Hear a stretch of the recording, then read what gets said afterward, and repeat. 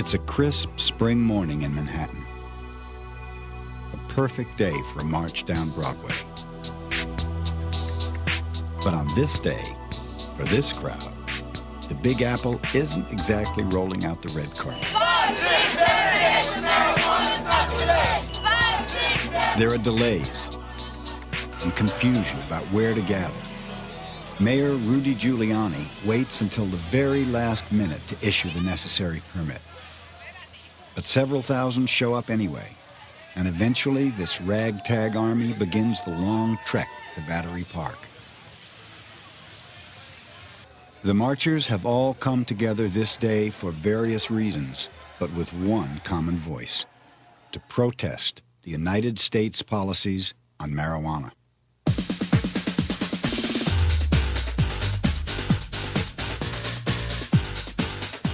The marchers are cordially escorted by a phalanx of New York's finest. Or so it seems. Business as usual in America's war on drugs. They're not going to get rid of us that easy. For the last 30 years, a hardcore band of activists has been fighting the war on marijuana in what they see as a struggle for truth and justice. One man among them stands apart. He has been described as a cult folk hero, a boisterous rabble-rouser, a crazy man. His name is often mispronounced. He likes to say it rhymes with terror. But one thing is certain. Because of him, we enter the next millennium with a new knowledge of an ancient plant. A plant whose present-day revival was sparked by this man's 1985 best-selling book. The book revealed the lost history of the hemp plant, and in doing so, lit a fire under a legion of followers the world over. Its title is The Emperor Wears No Clothes. Its author is known as the father of today's burgeoning hemp movement. His name is Jack Herer.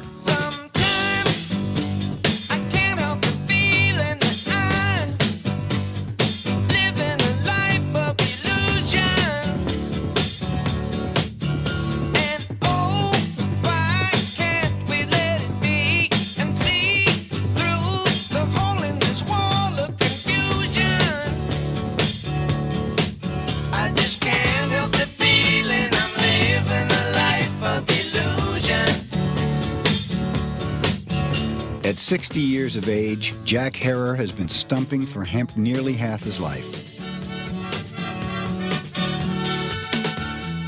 It's been a long, strange, and decidedly uphill journey.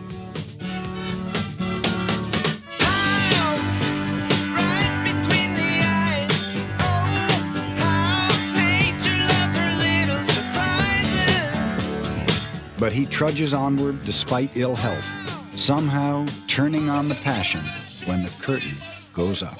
They've outlawed the natural, and I say we've got to take it back by standing together. Make it a million march next year.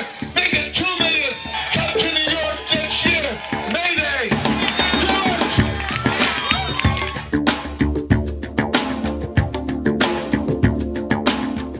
There was a time, not too many years ago, that Jack Herer's ideas about hemp were deemed irrational, extreme, off the wall. But today, those harsh judgments seem like a distant memory. Jack Herer's great genius was in introducing a broader vision of the economic value of the hemp plant. I didn't know anything about hemp or the fact that there was a movement until Jack sat me down one night. He is what you might call a force of nature.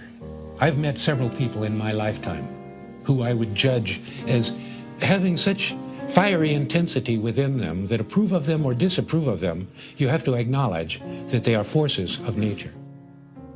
I saw Jack as a Michiganer, a crazy man. And particularly when it came to this whole idea that hemp was going to somehow revolutionize the world and revolutionize the marijuana reform movement. And so Michiganer is the right word for Jack.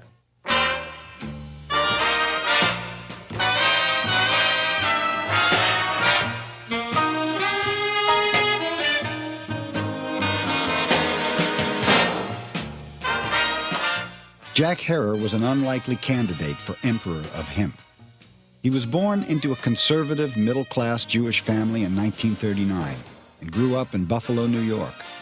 He led a normal, happy life there until his 41-year-old father died of a heart attack when Jack was only 14.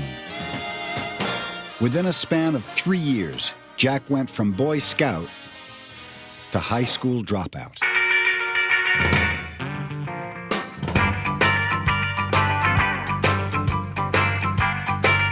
To avoid a 2-week jail term for driving after dark with a junior license, 17-year-old Jack Herer enlisted in the Army. He quickly adapted to military life.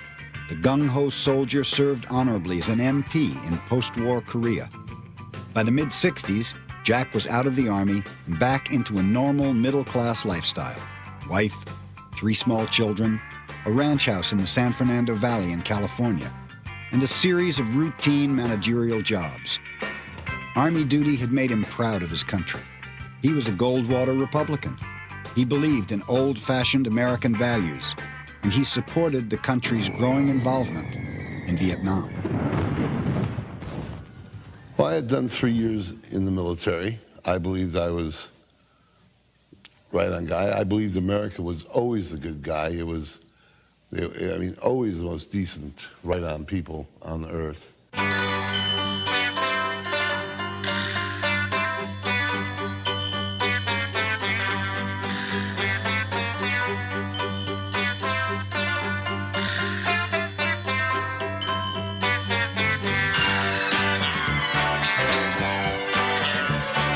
Drop your silver in my tambourine. Help a poor man build a pretty dream. Give me pennies, I'll take anything. Now listen while I play my green tambourine. The 60s upheavals offended Jack. He especially had a very low regard for the anti-war protesters. I thought that they were the most un-American kids in the world. Listen and play.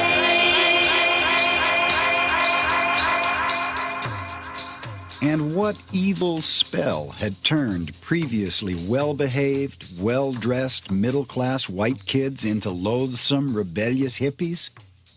To Jack and the establishment, marijuana must have had something to do with it. From the time marijuana first showed up in police blotters and newspaper headlines in the early years of the century, its use had been limited primarily to Mexican immigrants and black jazz musicians. Marijuana was hardly noticed at all until it was discovered by the white middle class in the 60s, when millions of baby boomers actually inhaled. Coincidence or not, they began burning American flags, ROTC buildings, and draft cards. Even future leaders of the free world tried marijuana back then. Jack hated marijuana for its association with the counterculture, but he also had deep-rooted personal fears deriving from the reefer madness propaganda of his youth. In the schools, they'd have this guy in a dark fedora hat, and he looked like Vincent Price, as shady as he could be, and he would be going, psst.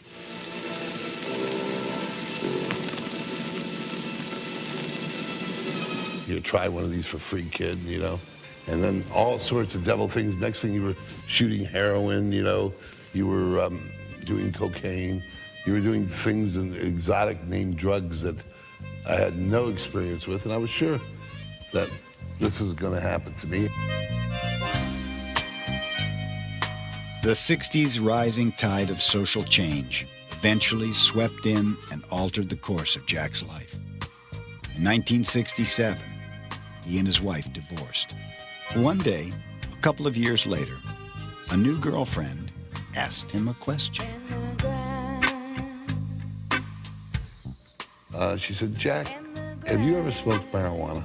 I said, "Of course not, no. I've never smoked marijuana." She said, "Well, I think you should."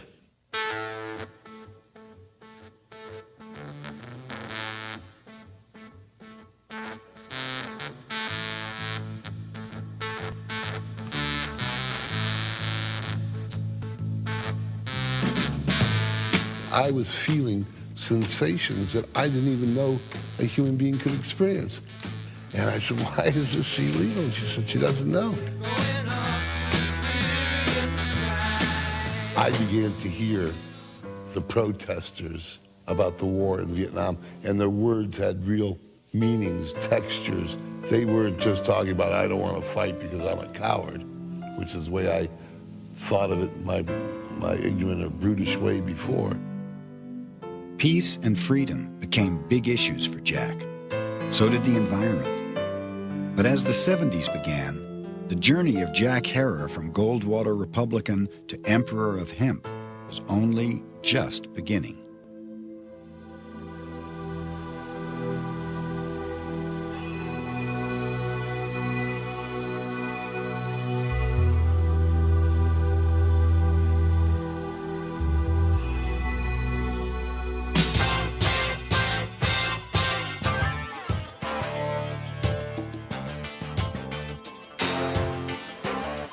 Jack's transformation gained some momentum in 1973 when he satisfied a lifelong urge to write.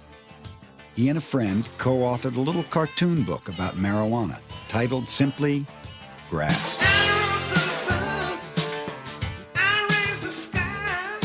Much to his surprise, Grass became an underground hit, selling about 35,000 copies. Almost overnight, Jack gained a reputation as an authority on marijuana. And now everybody thought I knew all about pot. I knew every little subtle thing. And I still didn't even know if I ran across a marijuana plant growing in a field, I wouldn't even recognize it. And the grass, and the grass, come sit with me in the grass. Like millions of other Americans back then, Jack knew nothing of marijuana's history and had no idea that marijuana was actually hemp, the non-intoxicating but still very much illegal variety of the ancient cannabis sativa plant. But as sales of his little grass book raised his profile, strangers began to come up to him with intriguing bits of information. They come up to me and say, Mr. Herer, do you know that they used to make paper from marijuana? Some other kid would come up to me and say, do you know that they used to make all their sails and clothes out of marijuana? The idea that it had other uses, that you could make paper out of it, that you could make cloth out of it, you could make cord out of it, you could make oil, you could make medicine. Those had never occurred to Jack, and boy, did he take that idea and run with it. Jack was amazed to discover hemp's deep connection to mankind. For over 10,000 years, hemp was undeniably our most useful plant. Our ancestors depended on hemp's exceptionally strong fiber, cellulose-rich pulp, and highly nutritious seeds. The plant was cultivated and used throughout history for food, clothing, fuel and medicine, as well as for sails, rope, shelter, and paper. In colonial America, hemp was not only legal, but essential to survival. Washington planted hemp at Mount Vernon in the 1790s while he was president in an attempt to start a home industry so that the United States would not have to depend on Italy and on Russia and on England for their hemp fiber. This was just after the Revolution, and the United States was trying madly not to have to rely on foreign countries for any products.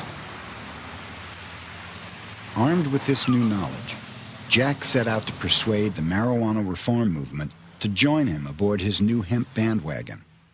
But to his surprise, nobody got on, not even the usual suspects.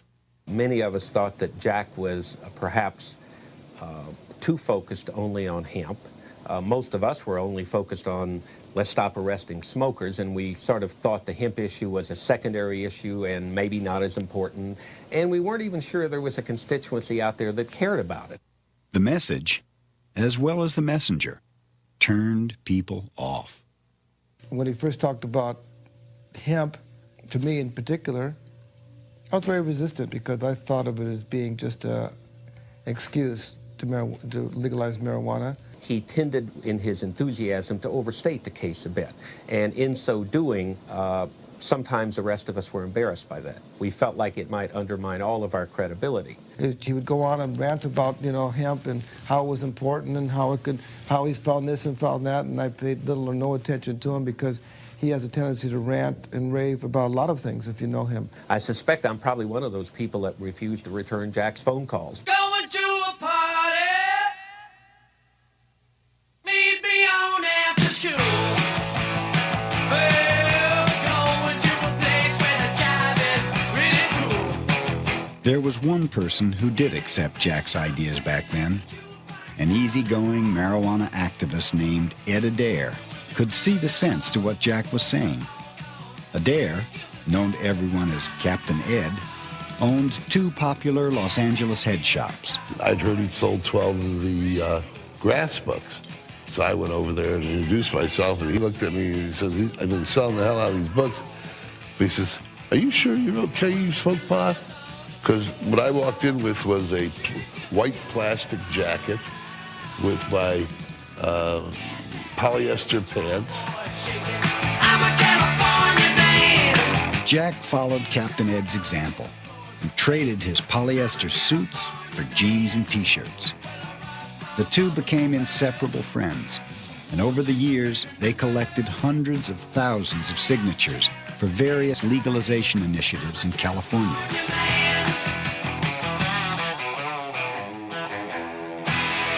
When Captain Ed and I made a pledge, it was to work every day to legalize cannabis until we were dead, it was legal, or we turned 84. And we always felt the great injustice is that if anybody was in jail for cannabis for any reasons, it would always be too big of an injustice to walk away from and not spend almost all our time trying to change.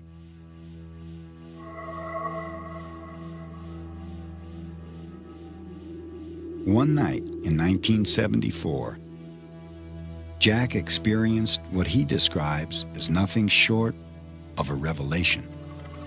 All his newfound knowledge of the hemp plant suddenly coalesced into a single, powerful vision.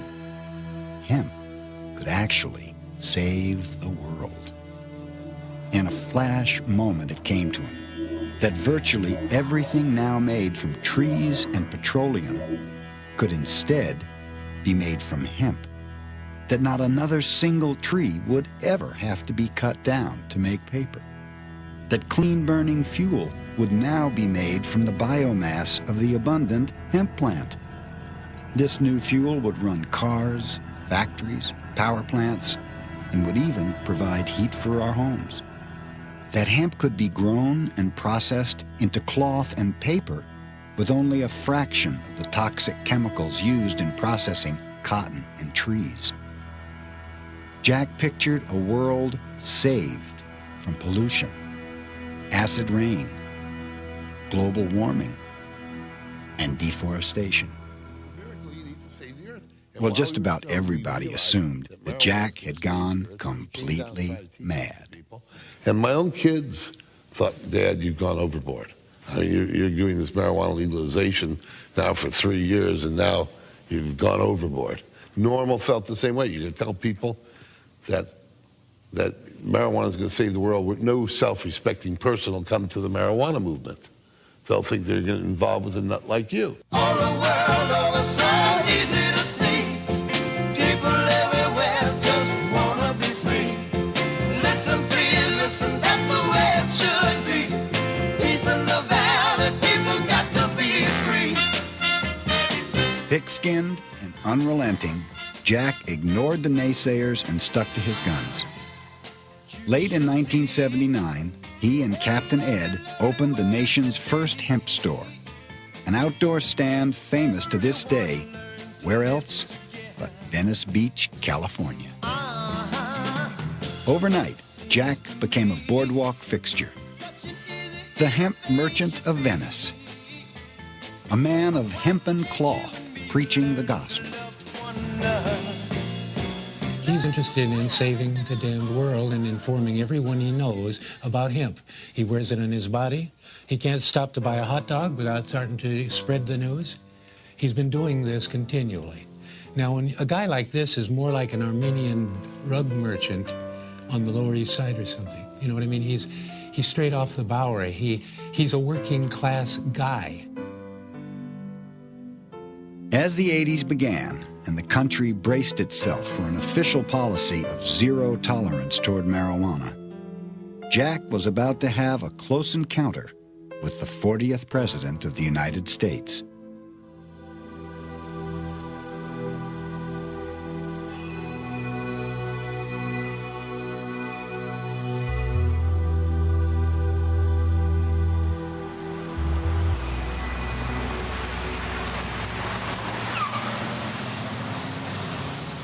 January 1981, West Los Angeles, California. Mere days before the presidential inauguration, Jack and a small encampment of followers are campaigning for California hemp and marijuana initiatives. Along comes Ronald Reagan. President-elect Reagan's motorcade pulls up to the federal building. He's scheduled for a pre-inaugural haircut. According to eyewitnesses, the great communicator questions the building manager. By the way, he says, what are the Canadians protesting about out there? And he thought that the marijuana flag we were flying out there was the maple leaf. And the guy that's the manager of the office of the building, he says, well, they're not Canadians, those are marijuana protesters. And Reagan says, well, isn't there something you can do about that? Well, we've taken them to court and they've won. Well, I'll be on duty in 5 days. I'll see what I can do for you.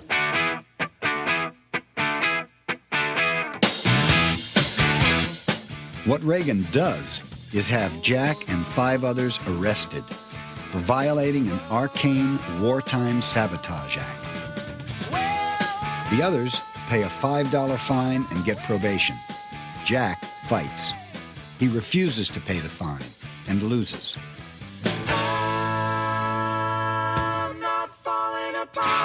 His appeal is unsuccessful. The United States Supreme Court refuses to hear the case. So on July 14th, 1983, Jack reports to federal prison at Terminal Island, California. There was a lot of bank robbers in federal prison in 1983. And what are you in here for? I was registering voters after dark on federal property. They put you in jail. Running for the border, spinning to the light, frozen night of wonder, and a holy terror inside. I smell the river. Jack's incarceration would have been insignificant, except for the fact that he finally had the time and solitude to begin writing another book. There was no radio, there was no television, no movies, no nothing to distract me. A couple guys would sing gospel songs a cappella, but that was about it. I knew that Jack Herrera's book was going to become an underground classic. I knew it right away from the first time I saw the first edition. People opened that book and said, you can make food out of hemp seed oil, you can burn it in a lamp, you can make rope, you can make parachute cordage and tie your shoes, and the Constitution was really printed on hemp paper. I mean, people love that. In 1985, Jack published The Emperor Wears No Clothes. Since then, the book has gone on to become an underground phenomenon, selling more than 600,000 copies worldwide, and is now in its 11th edition. The first populist book of its kind, The Emperor Wears No Clothes, is part scientific document, part journalistic expose, and part holy crusade. It takes us on a journey of discovery that provides a caustic, sarcastic, and often irreverent look at the forgotten history and economic potential of the hemp plant. Written in simple and scholarly detail, its pages are filled with numerous articles, historical documents, photographs, and diagrams, along with the writings of poets, philosophers, and of course, the emperor himself. we learn of the thousands of commercial and therapeutic uses of hemp, and how hemp has been a significant part of our spiritual and cultural heritage throughout the ages. We discover how the hemp seed could again become a basic world food, and how no other single plant seed contains virtually all the nutritional elements necessary to maintain healthy human life. The Emperor Wears No Clothes explores in great detail Jack's most passionate beliefs: that biomass fuels derived from hemp can provide virtually all of the world's energy needs, eliminating the global dependence on our nearly depleted fossil fuels. That the systematic destruction of our environment can be dramatically reduced or even stopped by using hemp as the resource for fiber, fuel, and paper. The book makes the case for hemp as the world's savior, and Jack backs it up with a $50,000 offer to anyone who can prove him wrong. So far, he's had no takers.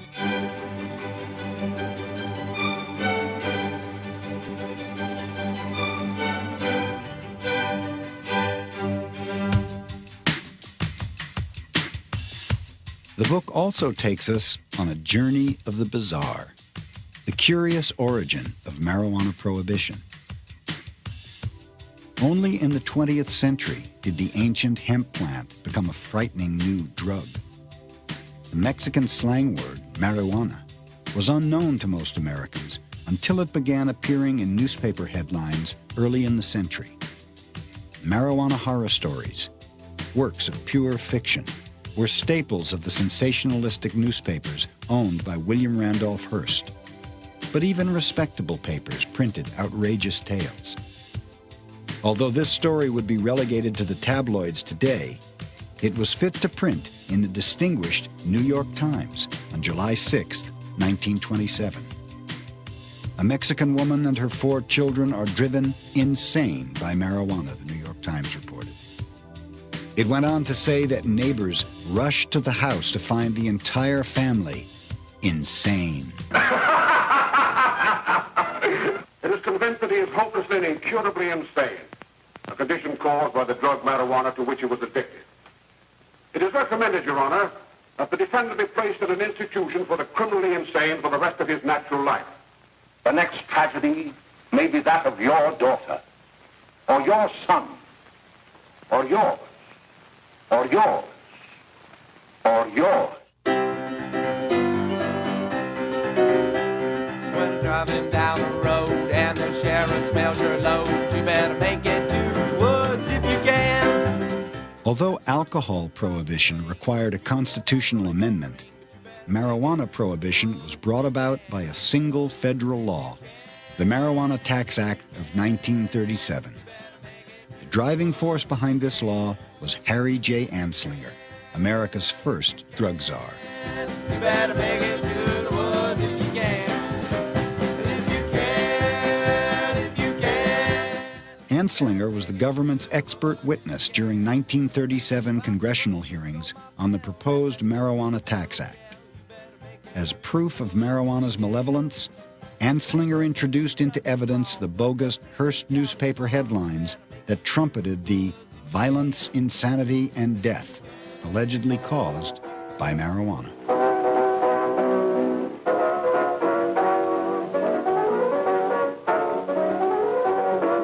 In 1937, when the Marijuana Tax Act was established, there were no data of any sort, much less scientific, about whether this compound was harmful or not. There was just evidence it was being used by people whom we distrusted and feared, and that it was associated with lower class people. You go back and read the record in Congress, it's amazing the lack of information. There were literally questions by members of Congress saying, what is this marijuana? Is it a narcotic or what is it?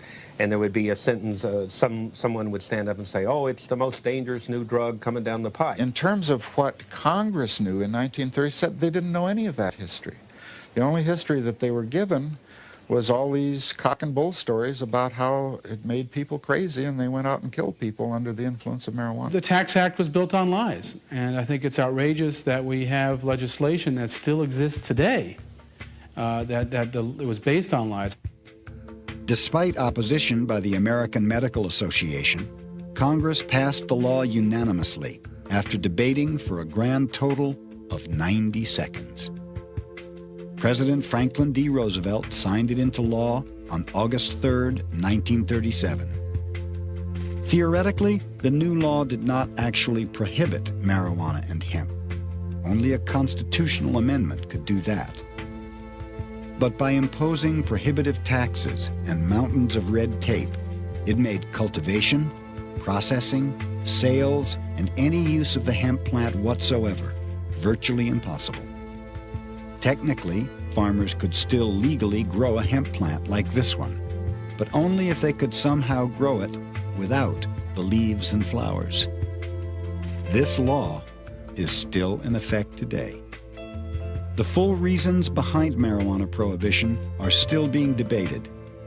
Some experts think racism played a part.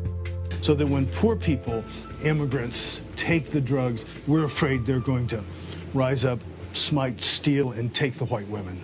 And so we outlaw the drugs because of our fears over that. Others think Harry Anslinger was motivated by ambition and power. A great deal of the reason that marijuana was prohibited was because of self-aggrandizement at the federal level, especially with Harry Anslinger wanting to be the J. Edgar Hoover of his own agency.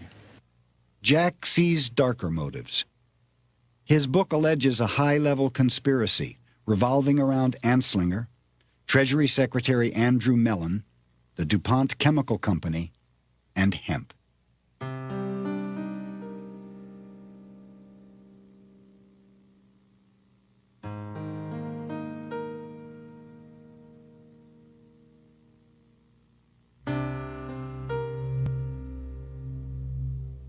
Before the Civil War, hemp was the nation's second-largest cash crop behind cotton.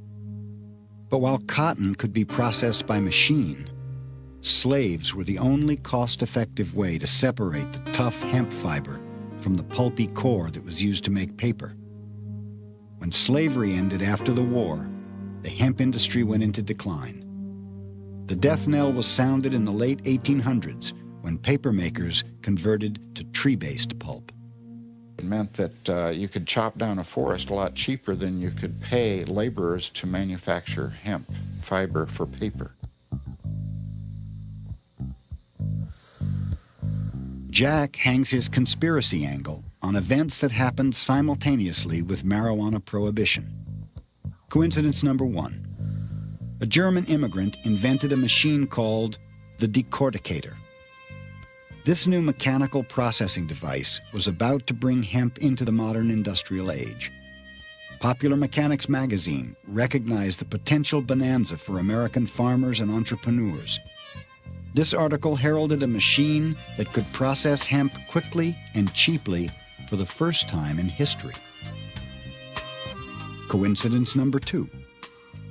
The DuPont company in the 30s came out with both a sulfuric acid method for making paper from trees and a new invention called plastic. Jack's book points out that a hemp resurgence would certainly have been a serious threat to DuPont's petrochemical strategies. And finally, there's millionaire financier Andrew Mellon. Mellon was Anslinger's boss, Harry's wife's uncle, and DuPont's banker. Coincidences number 3, 4, and 5. Don't smoke all of my grass.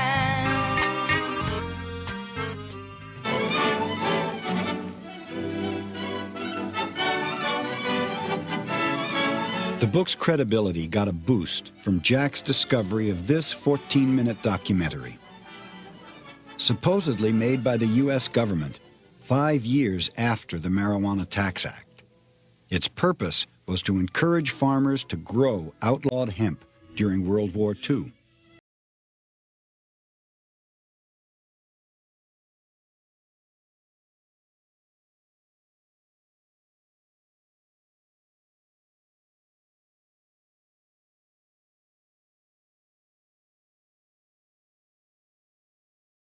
and East Indian sources of hemp in the hands of the Japanese.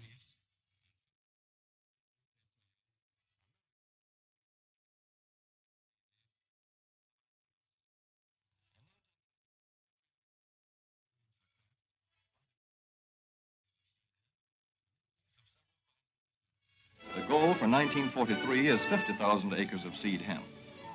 For to grow hemp legally, you must have a federal.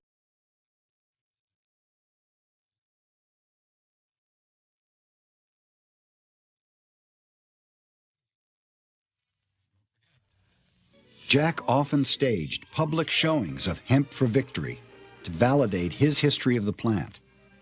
He also used the film as an example of government deception and hypocrisy. But he was stunned one day in 1988 to get a call from a newspaper reporter questioning the authenticity of the film.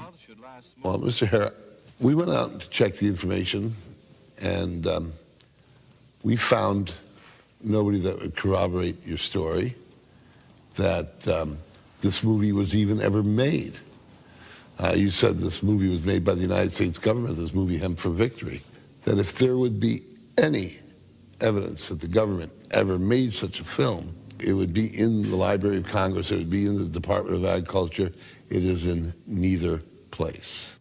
His reputation on the line, Jack and his friends went on an excursion to Washington, D.C.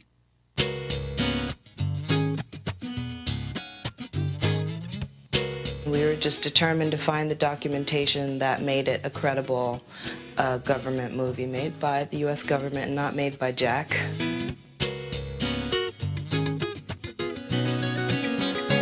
We didn't see it as detective work. We just saw it as we were on a mission.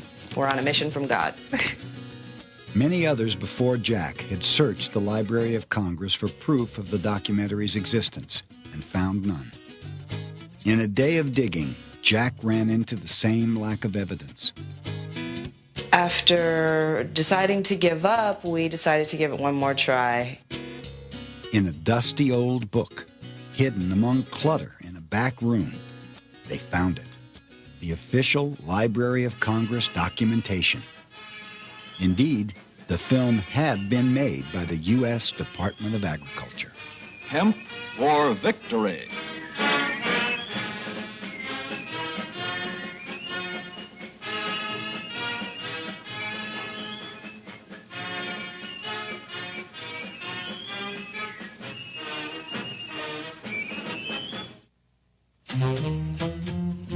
In the few short years since The Emperor Wears No Clothes first began inspiring activists and entrepreneurs, the U.S. hemp industry has grown from Jack's ramshackle Venice Beach booth into a $100 million a year business. I was shopping for a suit the other day and walked into the department store.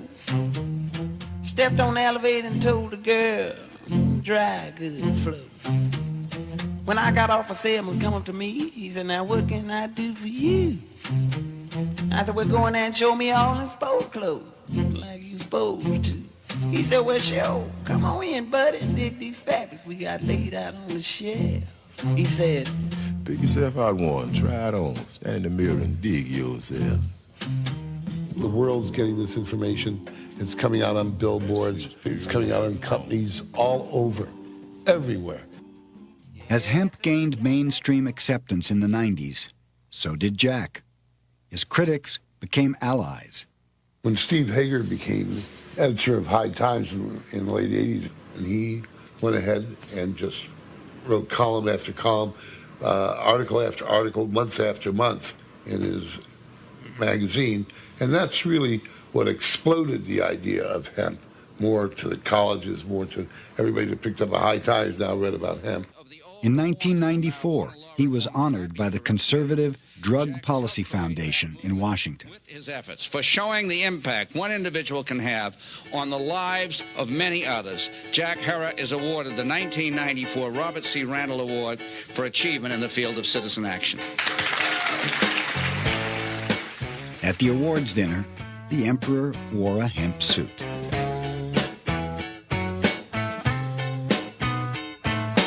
Leaning on a tree trunk, thinking all the same junk, falling in and out of a dream. Back and forth I'm swaying, I'm contemplating staying, laying in. But nothing vindicated Jack more than a 1992 Lifetime Achievement Award from his longtime adversary, Normal. How do I calm myself at times like these? I need a simple kind of lovely, and the thought is just a novelty. From a nemesis to a prophet, I think is the way to look at it.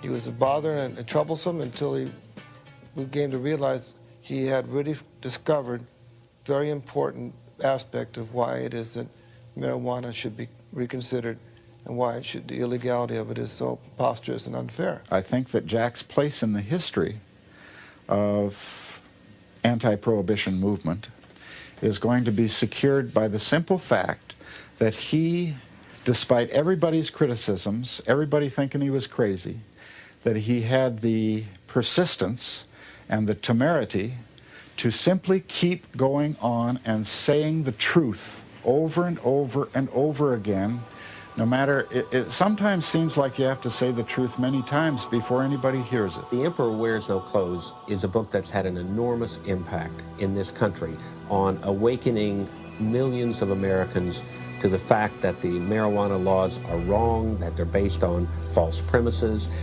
that they're racial in nature, and that we need to change them. I don't know anyone who's had as much impact as Jack has.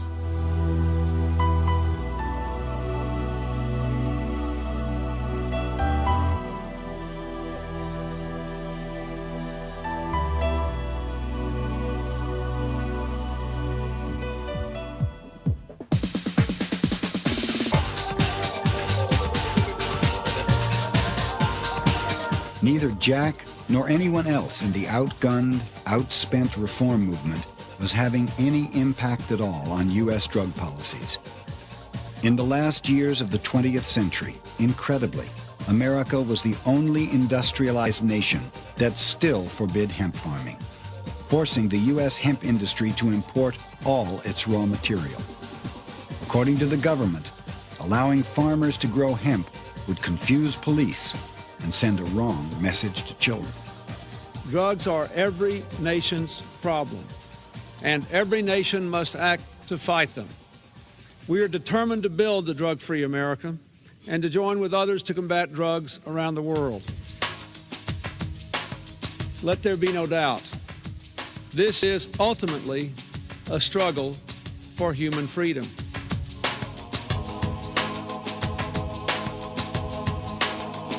In the 90s, the federal government escalated the war on marijuana, spending a record amount of money to arrest a record number of Americans, most for simple possession.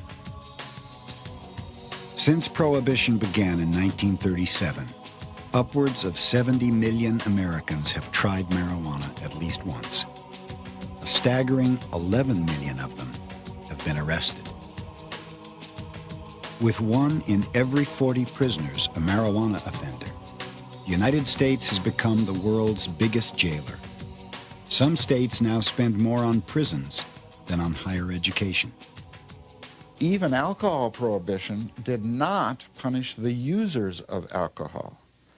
When marijuana prohibition was instituted, however, the prohibition was aimed directly at users, which it had not been with alcohol prohibition. Well, just here in America, it's 14 million years have been spent on prison, jails, parole, or probation since the 1930s for marijuana. 14 million years.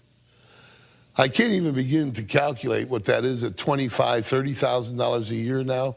It gets me angry every day. All available research has concluded that marijuana is dangerous to our health. Marijuana limits learning and memory perception and judgment and our ability to drive a car. The war on marijuana is also a war on the sick and dying. Even after California and 5 other states overwhelmingly approved medical marijuana initiatives in the late 90s, the federal government still plays hardball. Despite these initiatives, we want to make clear that federal law still applies and federal officials will continue to apply the law, and DEA officials will review cases, as they have, to determine whether to revoke the registration of any physician who recommends or prescribes so-called Schedule I controlled substances. This is not a medical initiative. This is a legalization of drugs issue. The federal government, by classifying marijuana in Schedule I, is saying that it has no medical uses, which is a bald-faced lie because it has 10,000 years in every culture of medical use. United States policy to the contrary, cannabis has long been esteemed as a safe, effective, and non-addicting medicine. For thousands of years, it was prescribed by the greatest physicians of their day. It was used for dozens of conditions ranging from migraines, chronic pain, and asthma, to childbirth, muscle spasms, and even depression. Today, it also provides relief for victims of multiple sclerosis, glaucoma, the AIDS wasting syndrome, and nausea induced by chemotherapy. It's impossible for a human to overdose and die, which is not true of alcohol, nicotine, barbiturates, or morphine. And it's a drug which humans can use under a wide variety of circumstances with safety. Even so, U.S. House Republicans, using language that would have made Harry Anslinger proud, passed a resolution in 1998 branding marijuana a dangerous, addictive drug with no medical use.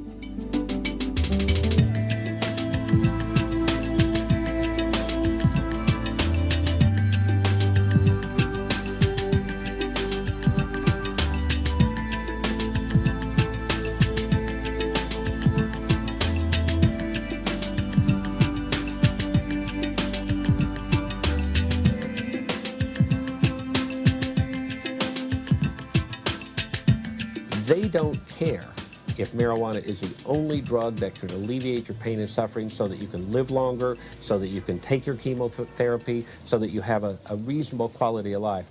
They would rather fight the war on drugs even though they know that there are sick and dying patients being denied relief because of their position.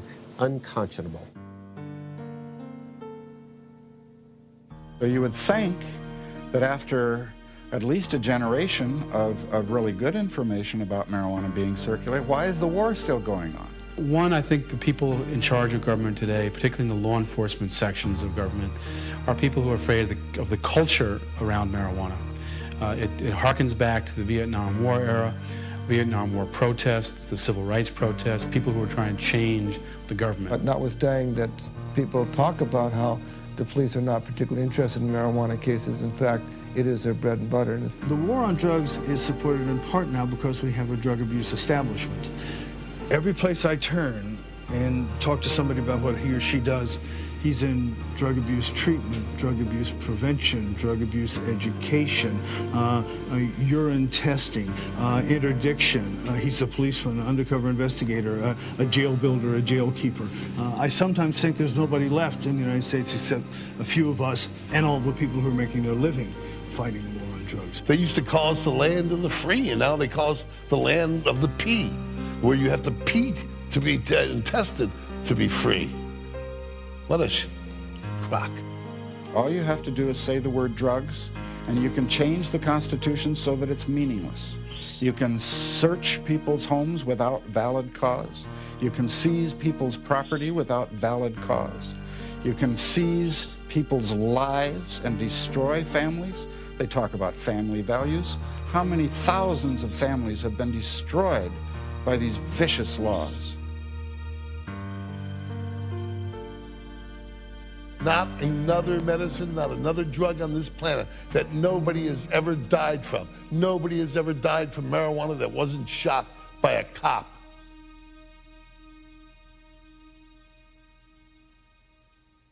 Jack Herrera. Have I pronounced it correctly, Jack? Herrera. Herrera. Okay. Jack Herrera. Jack Herrera. Jack Herrera. Jack Herrera. This to Jack Herrera. We're gonna put on Jack Herrera. Hemp. Once I get the name, tell me a story about this lovely girl whose name was Jane. Cult acclaim has not made Jack a household household name. Nor does he live like an emperor. Most of his income from book sales goes to finance his causes, not his lifestyle. When he's not on the road for weeks at a time campaigning for hemp and medical marijuana, Jack lives and works in this small, cramped apartment in Van Nuys, California. Harry Anslinger. Harry. Jack is a cultural icon. He is probably as well known as anyone who's ever had an opinion to offer on this subject. He is better known than probably anyone else who works on the marijuana law reform issue. He is a phenomenon that's been very positive. Uneasy rests the crown on he who would save the world. Jack enters the new millennium still grieving over the untimely death of Captain Ed Adair, taken by leukemia in 1991 at the age of 51. We have been together 19 years, the greatest friend a guy could ever have. He worked so hard to save this planet, and he believed he was saving it for you, me, his children, and he thought that this was the way to do it. And it's against the law, the federal law, and it's a stupid law, it's an ignorant law, and it's an evil law because they know better and they won't get off of it.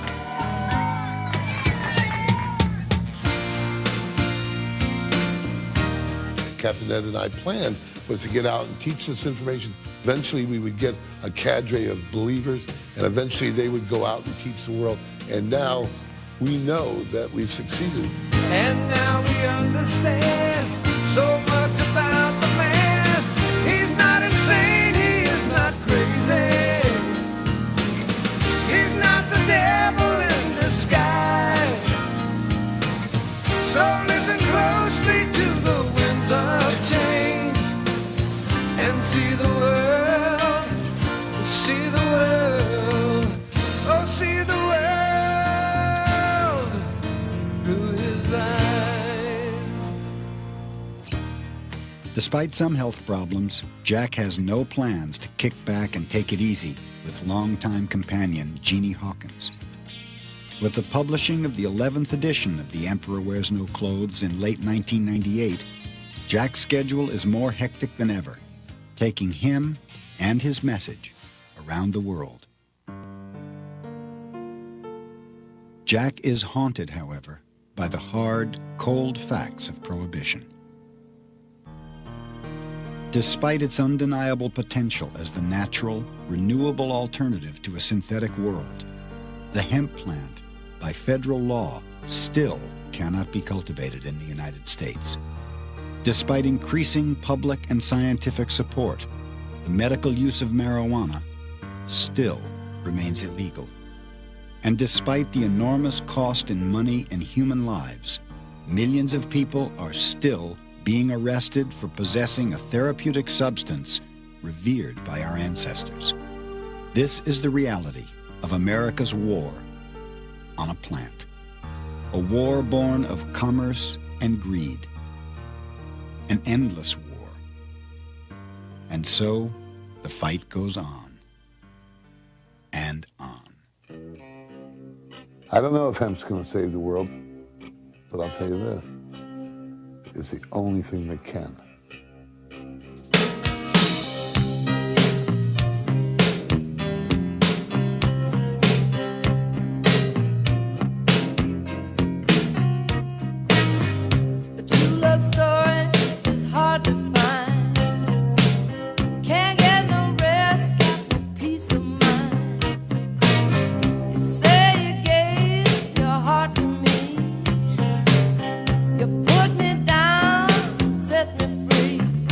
This is a model of the USS Constitution, what we call Old Ironsides, which became famous during the War of 1812. Conestoga wagons and the wagons that went west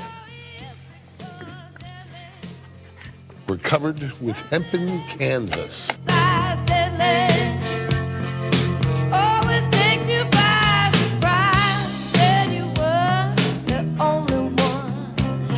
The Constitution had 60 tons of hemp on it. The sails, the ropes, the flags, the books, the Bibles, the maps. The word canvas is just the Dutch pronunciation of cannabis. Everybody said you were deadly. Yes, you know you always were deadly. The sealant between the loose and green beams was all oakum made from hemp. Canvas sails were cannabis sails. Canvas-covered wagons were cannabis-covered wagons. But I tried and tried, but you just can't get enough. 11 acres of farms had to be growing in constant production every year for nothing else than the hemp. It took 3,600 man-hours to make the sails and the ropes for this ship each year. And they went along, and all the oil on the wheels was always made with hemp seed oil because they didn't have any petroleum oil. And they never had a better oil than hemp seed oil. And I just thought I'd be a wise guy a little bit, but a nice wise guy. And I said, you know what those sails were made of? And he says, nylon. I said, no. I said, no, I mean, not 20 years ago, 10 years ago. I'm talking about in 1812. What were the sails made of? He said, nylon.